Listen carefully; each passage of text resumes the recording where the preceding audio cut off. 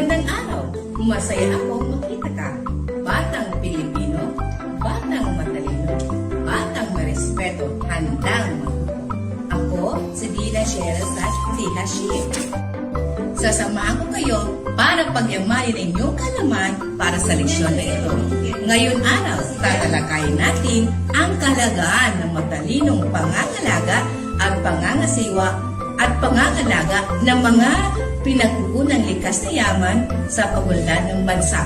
Pero bago yan, siguraduhin nakahanda ang iyong SLM, ballpen at papel. Tara na at lampayin ang daan patungo sa karunungan. Bago tayo magsisimula, ito muna ang ating layunin. Una, naiugnay ang matalinong pangangasiwa ng likas na yaman sa pagunlad ng bansa. Ikalawa, natutukoy ang mga pananagutan ng bawat kasapi sa pangangasiwa at pangangalaga ng pinagkukunang yaman ng ating bansa. Ngayon mga bata, ihanda ang inyong sagutang papel at isulat ang tamang sagot sa mga katanungan. Una, ano ang dapat gawin sa bakanting lote na nagpapakita ng matalinong pangangasiwa sa likas na yaman ng bansa? A. Hayaang nakatiwangwang ang bakanting lote. B. Itambak ang mga basura sa nakatiwangwang na lote. C. Ilagay ang mga basurang bote sa nakatiwangwang na lote. D. Magtanim ng mga punong kahoy o mga gulay sa bakanting lote. Tumpak kung ang iyong kasagutan ay ang letrang D. Magtanim ng mga punong kahoy o mga gulay sa bakanting lote. Ikalawa, ito ang pangunahing pinanggagalingan na ikinabubuhay ng mga tao. A. Lugar. B. Pagunlad. C. Likas na yaman. D. Matalinong pangangasiwa. Tama kung ang iyong kasagutan ay ang letrang C. Likas na yaman. Ikatlo, tinutugunan na likas na yaman ang ilang pangangailangan ng mga mamamayan. A. Ewan. B. Mali. C. Siguro. D. Tama.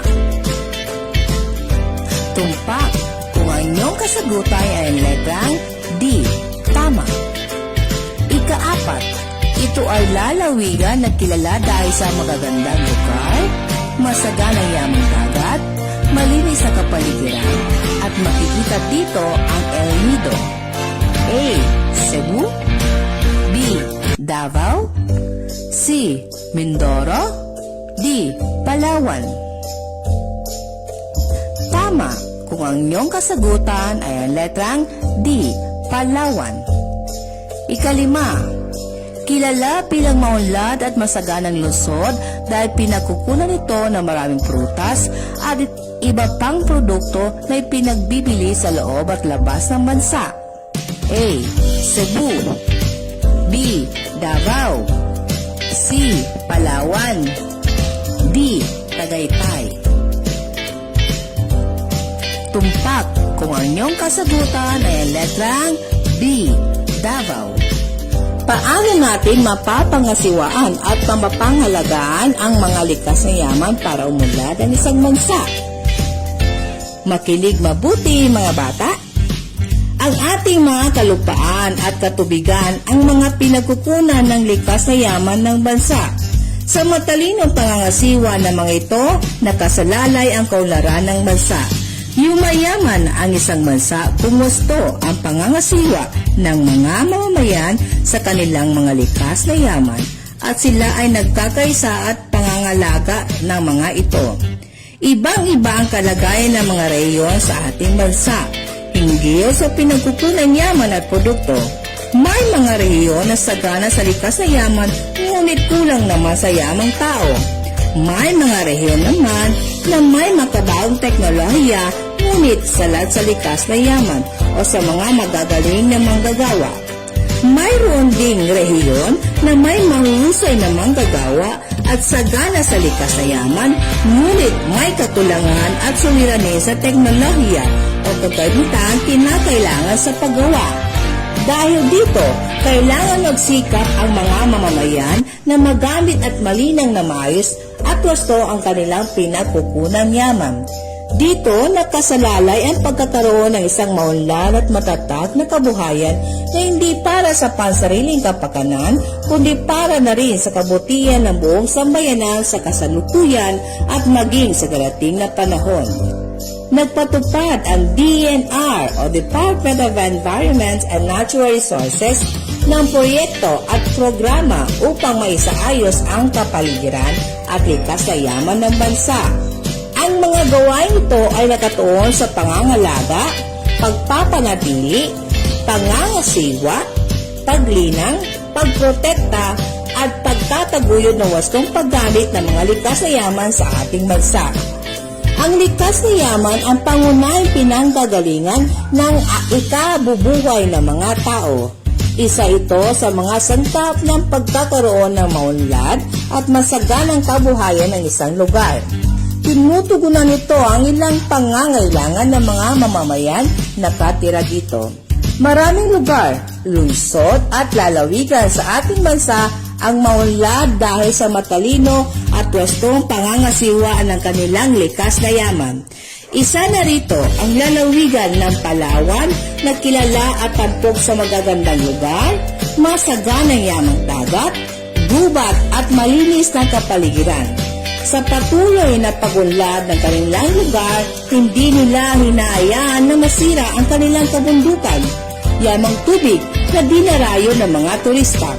Isa pang halimbawa ay ang maunlad at masaganang lungsod ng Davao. Ang lugar na ito ang pinagkukunan ng maraming prutas at iba pang produkto na ipinagbibili sa loob at labas ng bansa. Dahil na rin sa maingat na pangangasiwa ng mga yaman nito, kaya dumarami pa ang nagnanais magnegosyo o mag-invest dito. Kaakibat ng pagunlad ng mga lugar sa bansa, hindi nalilimutan ng mga Pilipino na ingatan ang mga likas na yaman upang mapaunlad ang kalakalan at turismo. Kabilang sa mga pook na ito ay ang lungsod ng Baguio, lungsod ng Tagaytay, lungsod ng Cebu at Islang Camiguin, sapagkat ang turismo ang pangunahing susi sa pagunlad ng isang bansa.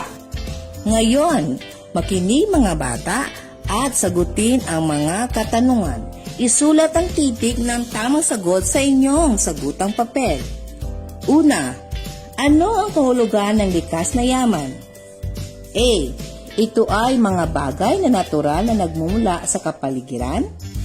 B. Ito ay mabuting pangangasiwa sa likas na yaman ng bansa. C.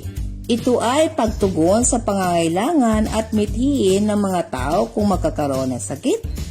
D. Ito ay dumarating sa hindi natin namamalayan sa ating kapaligiran katulad ng pandemya ng COVID-19.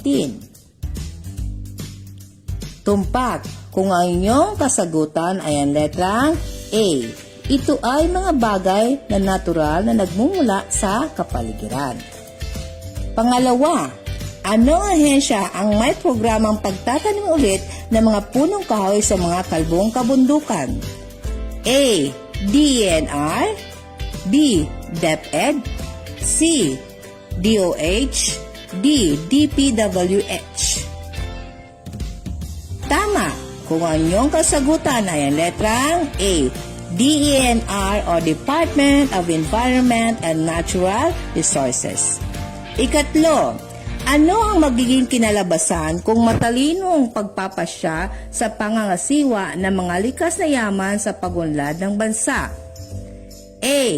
Mapabilis ang pagunlad ng isang bansa. B. Magkakaroon ng negosyo ang bawat pamilya. C. Maraming tao ang makikinabang dahil sa pagunlad ng bansa. D. Magkakaroon ng kaguluhan sa isang bansa dahil sa mabuting pamumuno ng mga nakaupong mga opisyales. Tumpak kung ang inyong kasagutan ay ang letrang C. Maraming tao ang makikinabang dahil sa pagunlad ng bansa. Ikaapat, ano sa palagay mo? Ang kahalagahan ng matalinong pagpapasya sa pangasiwa ng mga likas na yaman ng bansa ba ay nakakatulong sa ating ekonomiya? A. Ewan. B. Hindi. C. Opo. D. Siguro. Tumpak kung ang inyong kasagutan ay letrang C. Opo. Ikalima, alin sa mga sumusunod ang nagpapakita ng pagpapahalaga ng matalinong pagpapasya sa pangangasiwa ng likas na yaman sa pagunlad ng bansa? A. Paglalagay at pagtapon ng anumang bagay sa lupa na maaaring maging sanhi ng polusyon. B. Ibaon ng mga basurang nabubulok at natutunaw tulad ng dahon, balat ng prutas at papel. C. Pagtatapon ng solid waste sa katubigan nang walang kaukulang pahintulot mula sa pamalaan. D. Pagpuputol ng mga punong kahoy sa kabundukan upang gamitin pagpapabahay at panggatong.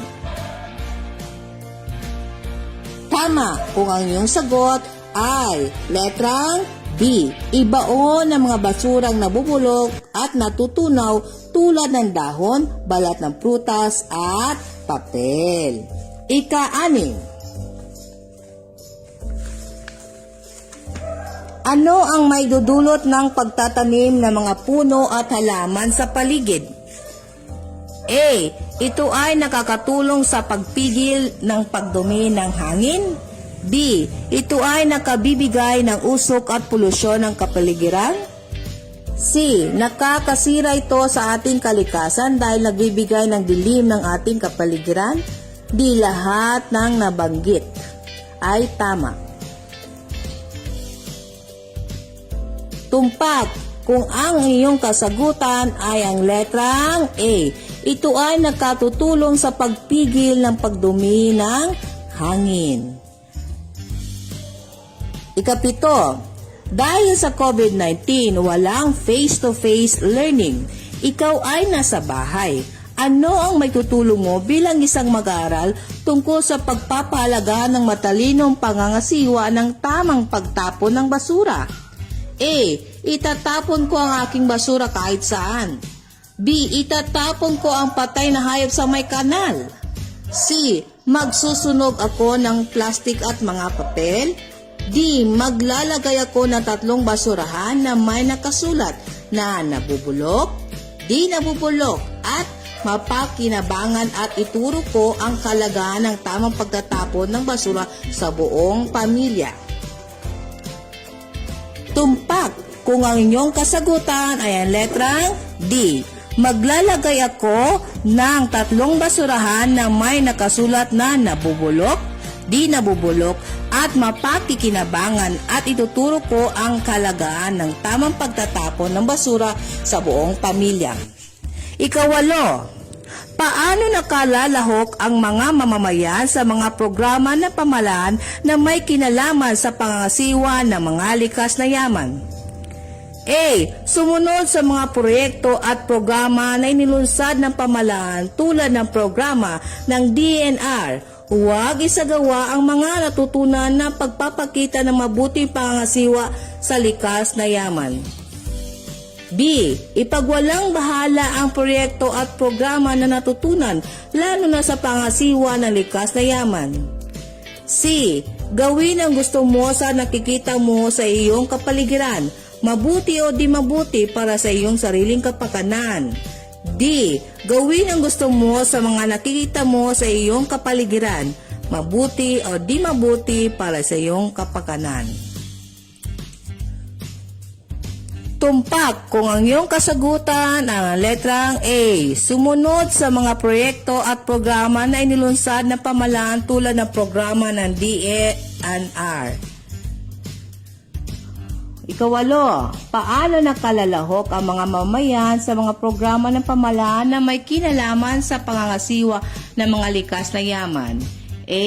Sumunod sa mga proyekto at programa na inilunsad ng pamahalaan tulad ng programa ng DNR. Isagawang mga natutunan nagpapakita ng mabuting pangangasiwa sa likas na yaman. B. Ipagwalang bahala ang proyekto at programa na natutunan lalo na sa pangangasiwa ng likas na yaman. C. Gawin ang gusto mo sa mga nakita mo sa iyong kapaligiran, mabuti o di mabuti para sa iyong sariling kapakanan. Tama kung ang iyong sagot ay ang letrang A. Sumunod sa mga proyekto at programa na nilunsad ng pamahalaan tulad ng programa ng DA-ENR. Isagawa ang mga natutunan na nagpapakita ng mabuting pangangasiwa sa likas na yaman. Ika-9 na katanungan. Anong pangangasiwa ang dapat gawin sa likas na yaman upang umunlad ang isang bansa? A. Hindi mabuting pangangasiwa sa likas na yaman. B. Pagpapalaga sa matalinong pangangasiwa sa likas na yaman upang umunlad ang isang bansa. C. Pagpapabaya ng pangangasiwa ng likas na yaman upang may pagkakataon ng mga taong mapagsamantala. D. Pansariling pangangasiwa ang kailangan upang maging mayaman ang bawat mamamayan.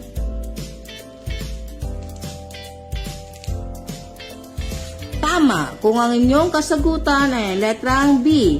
Pagpapalaga sa matalinong pangangasiwa sa likas na yaman upang umunlad ang isang bansa. Ika-10 katanungan. Bakit kailangan pahalagaan ang matalinong pangasiwa ng likas na yaman sa pagulan ng isang bansa? A. Upang maging masaya ang bawat pamilya. B. Upang makapaglakbay ang mga tao sa iba't ibang lugar. C. Upang maging mayaman ang lahat ng mga tao sa bansa.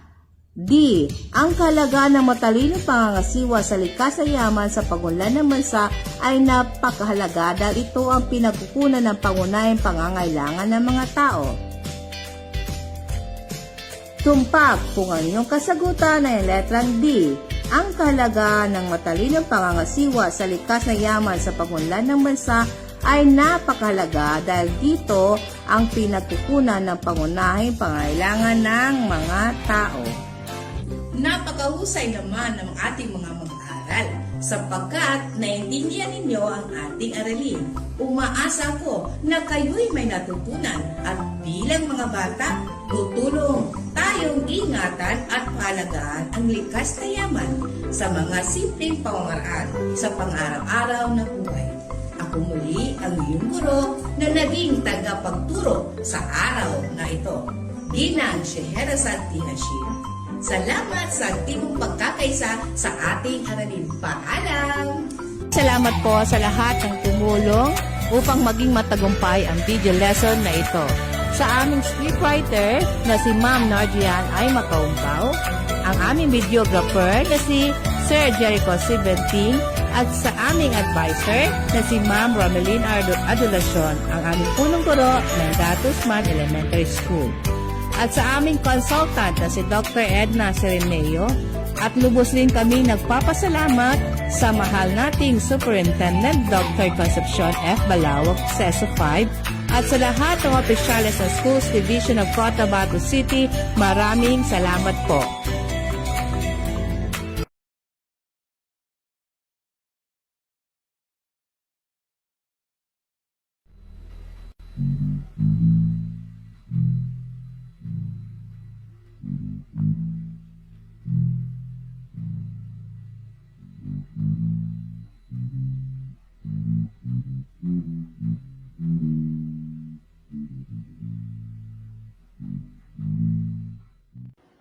Magandang araw mga giliw